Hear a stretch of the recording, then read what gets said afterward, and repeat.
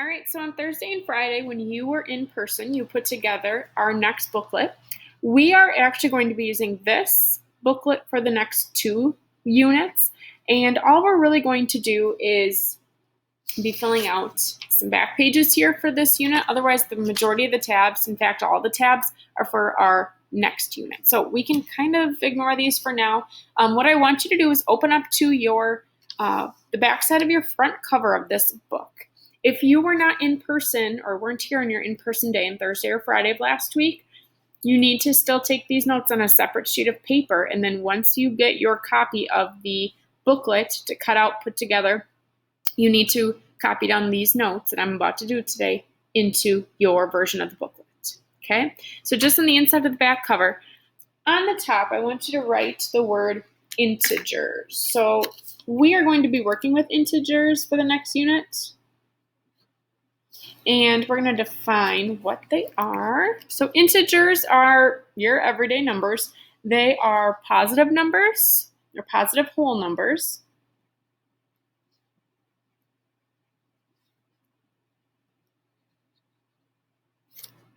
They're opposites, so negatives, and 0. So all of those numbers are considered integers. They have to be a whole number in order to be considered integers. Positive, negative, fractions and decimals are now considered rational numbers, and we'll get to those in a later lesson in units. But right now we're just working with positive whole numbers, their opposites, and 0. So we're going to be looking at number lines. If you can think back to my classroom, I have that number line up on the wall toward the ceiling.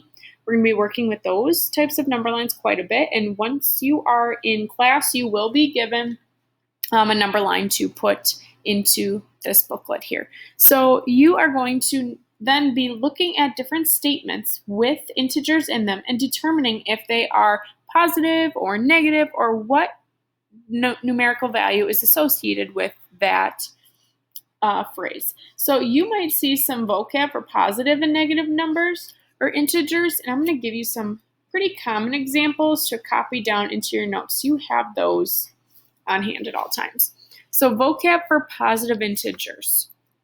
You might see the word receives, makes or gets money,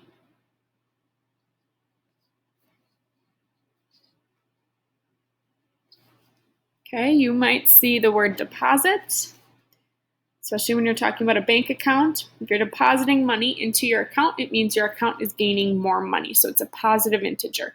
If you're receiving money, you're making money, or you're getting money, it's a positive value or a positive number that's being worked with. You have a profit. Profit is a positive number. Above or over.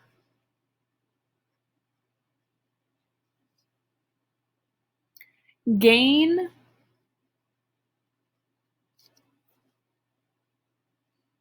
Increases. And the word higher. So all of these, if you see these in a phrase, they're going to be dealing with a positive number or a positive integer in some way. Okay, now vocab, if you need to pause it right now for this list of words, go ahead and do that right now. Otherwise, we're going to move on to vocab for negative integers.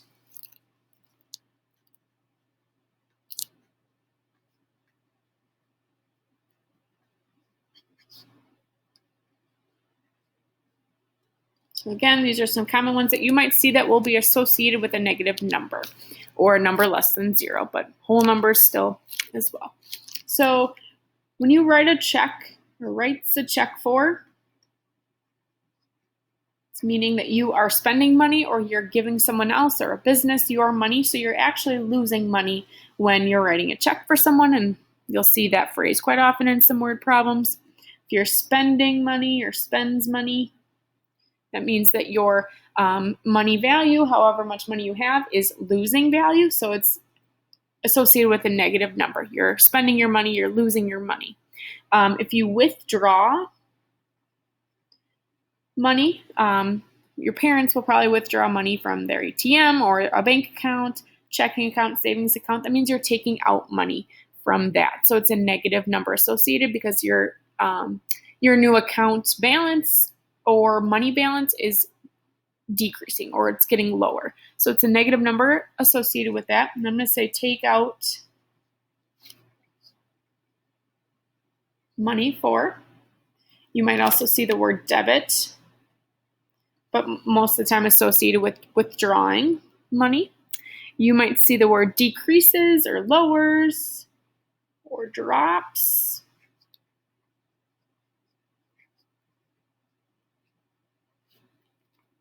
You might see the word, let me move this up here, below,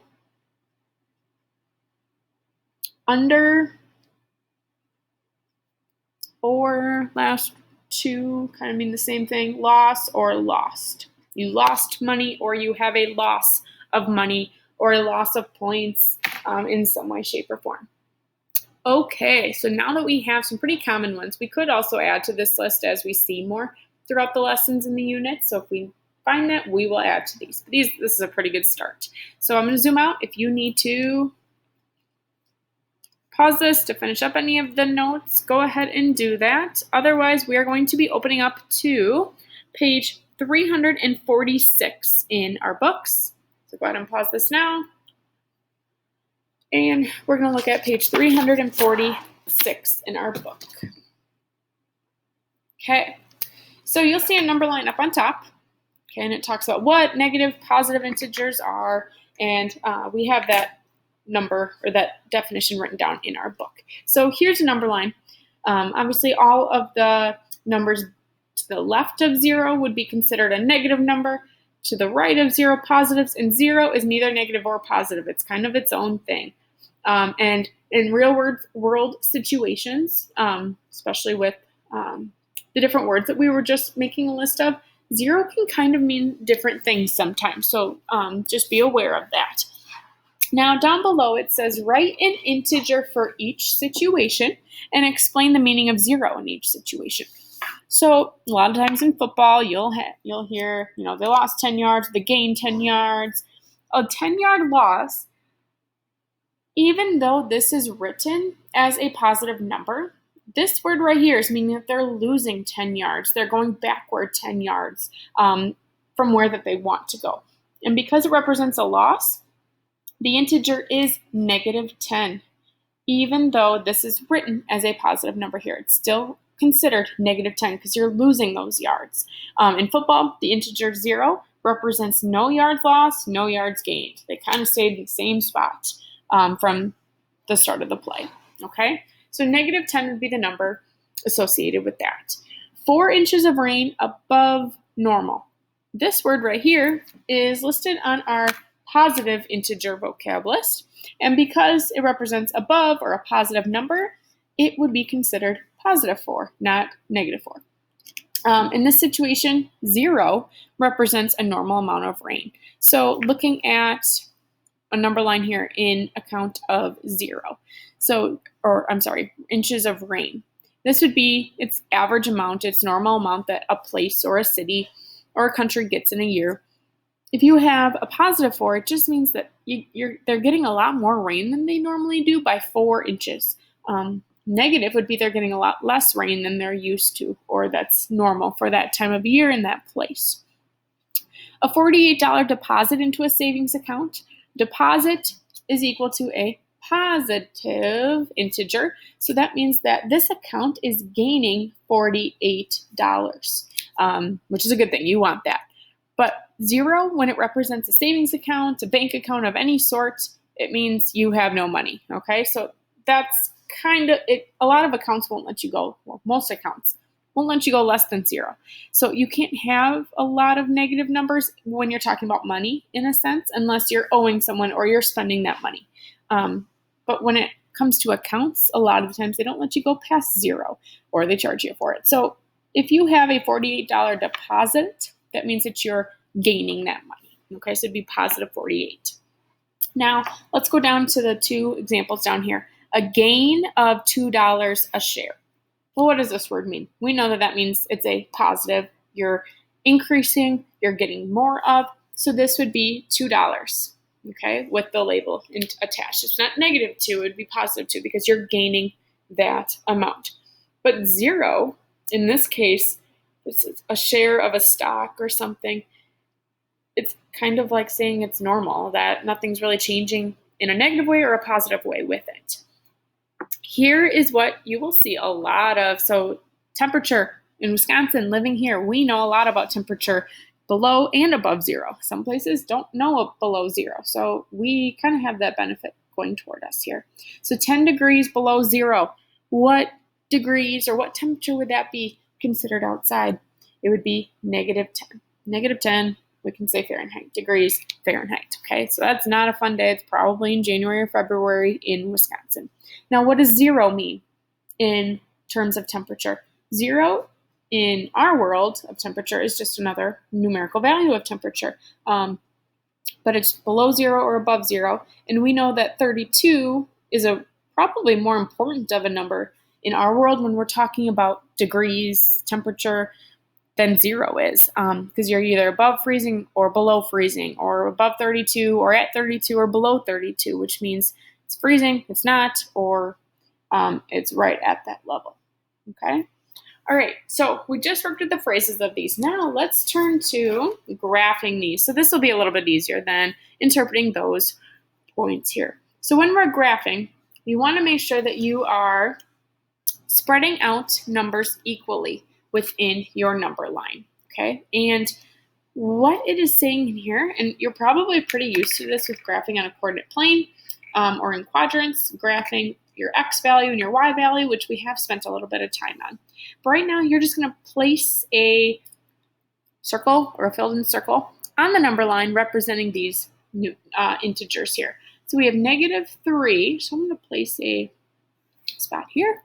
We have 0, we have -2, and we have 4. Okay, luckily they have the number line drawn in for us, but let's, for letter D, talk about, or let's create our own number line here. So what I would do is look at your set of numbers first. We have numbers that are positive, and we have numbers that are negative. So chances are I'm probably going to need to include 0, which a lot of times is going to be right in the middle. And then I'm going to have to include numbers below and above 0. Now, the most I get to above 0 is 8. So that means I have to make 8 little marks that are evenly spaced away from each other. 1, 2, 3, 8. And then this one has 9. So this one's going to be a little more here. Uh-oh. Made it a little too short there. All right. So now I placed 0 there. Even though that's not in my set, it's a really good base off of, and you'll notice even on this side here and this up here, they put 0 right in the middle to show above and below 0. So now let's put little circles, filled in circles, again, where these integers would be represented on the number line. So we have +8. So 1, 2, 3, 4, 5, 6, 7, 8. And I'm going to label it also just so I know. So we have +8 there. -6 is our next one. 1, 2, 3, 4, 5, 6. -6. So once that negative symbol is out front, it means it's below 0 or to the left of 0. If there is no negative symbol out front, your number is considered positive, and that's always above 0 or to the right of 0. Now we have -9, so I know this is -6, -7, -8, -9. See? And then our last one is +5. 1, 2, 3, 4, 5. And there, we have graphed all of our points. Okay? All right, so letter D, have that over here too, but I kind of wanted to practice making our own, because sometimes your problems will show a blank and they'll just show a set of this, and you'll have to create your own. If you notice that your numbers or your integers that you're given in the set are all even or all odd, you could even skip count by them too, okay? Nothing is saying you can't. All right, let's switch or flip over to page 348. We'll do a few more practice problems here. We're under the guided practice on page 348. So a 15-yard gain. Would that be a +15 or a -15? This word right here tells us it's positive, you're gaining 15 yards. So we would have positive 15. 0, in this case, we'll just kind of talk about, would represent no change. No change in yards, they're at the same spot. A loss of 2 hours. Maybe you are getting paid hourly and you're working a job and you have a loss of 2 hours this week compared to last week. Or you lose 2 hours in your day for something that you maybe spent 2 hours not wanting to do, that kind of a thing. So this word right here is going to show us it's a negative number, and we have our 2 hours. So a loss of 2 hours, negative 2. All right, number 3, graph each integer or set of integers on a number line. So now number 3 only gives us 1. Where in the world do you think we could fit negative 2? Let's see, I have 1, 2, 3, 4, 5 spots. And I know I probably should include 0, because sometimes that's the easiest. But if I put 0 here, I know that this way would be positive 2. Ooh, I could put 0 right in the middle, because this would be negative 2 right here. It's showing 2 to the left or 2 below 0 with this negative symbol up front. And that's where negative 2 would be. Let's try this one. Now, I notice that this number line that they gave to us has the same amount of spaces, same amount of lines on it. And my numbers that are included here, other than 0, could also be included in this one. So I'm going to make this one the same. Put my 0 in the middle, and that's actually one of them. But now, where would negative 1 be? Negative 1 has that negative symbol up front. That means below 0 or to the left of 0. Positive 1 is above 0 or to the right of 0. All right, number 5, the data set, positive 5, 0, negative 15, and positive 20 shows the number of points Delaney scored on each hand of a card game. Okay, so she gained 5 points on the first hand. She didn't gain any or lose any on the second hand. She lost 15 points on the third hand, and the fourth hand she gained 20. Now you'll notice that 5, 0, 15, and 20 are all multiples of 5. So they're counting up by 5. So here's what I'm going to do, because you'll notice here, this number line does not have 20 different spots, or doesn't have spots to go 20 this way and 20 this way. That would go way past the page here. So we're going to count up by 5s, but I'm going to put 0 in the middle still, and consider this positive 5. This would be positive 10, positive 15, and positive 20. And now, because I separated each little space out to be worth 5 spaces or 5 digits, I have to do the same thing on the other side. So I know that this is going to be worth negative 5, negative 10, negative 15, negative 15, and negative 20. All right, so now let's plot these points here. So it says graph the scores and explain the meaning of 0 in this situation. We have 1 at positive 5. We have 1 at 0. We have 1 at negative 15. And we have 1 at positive 20.